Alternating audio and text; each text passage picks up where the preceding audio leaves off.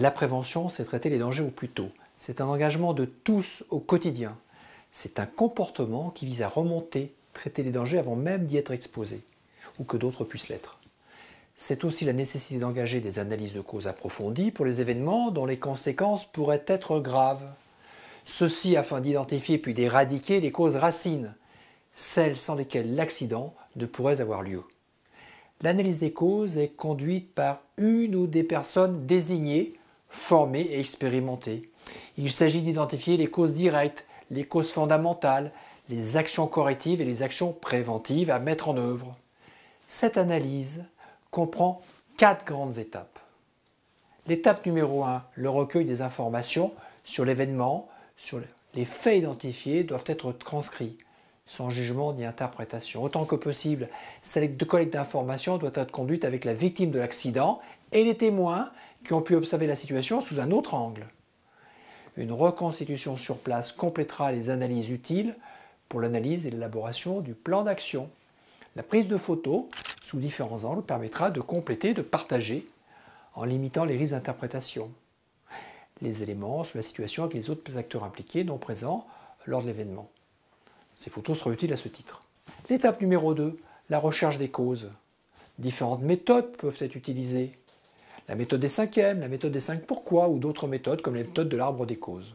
Cette méthode consiste à comprendre la succession des événements qui ont pu entraîner l'accident en vue d'identifier les causes racines, celles sans lesquelles l'accident n'aurait pas été possible.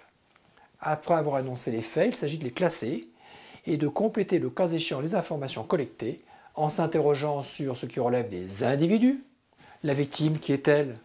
Quel est son âge, son ancienneté, ses qualifications? Comment était-elle équipée? Ce qui relève de la tâche et des activités.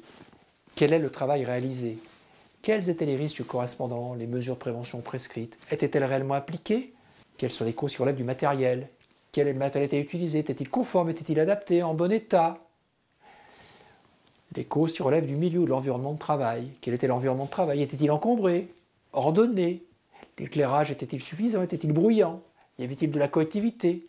Les protections collectives étaient-elles en place? Adaptées? L'étape numéro 3, la recherche des causes racines de l'accident ou de l'incident. Après avoir collecté les faits, des causes peut être élaborées. Il s'agit de partir de l'événement, de l'accident, et de remonter les causes en se posant pour chaque étape 2 questions. Qu'a-t-il fallu pour? Était-ce nécessaire et suffisant? Tant que la réponse est oui, la recherche continue. Plus les racines de l'arbre sont profondes, plus la méthode va permettre d'aller chercher les causes techniques et les causes liées à l'organisation. En effet, l'accident n'est généralement pas le fait d'une cause unique, c'est la conséquence d'un ensemble de faits, d'une conjonction de causes humaines, techniques et organisationnelles.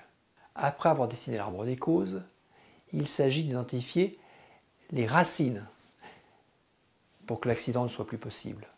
Après les avoir identifiées, ces causes racines, il s'agit de décider et de planifier les actions correctives pour éliminer ces causes racines. Étape numéro 4, décider de ces actions correctives et préventives.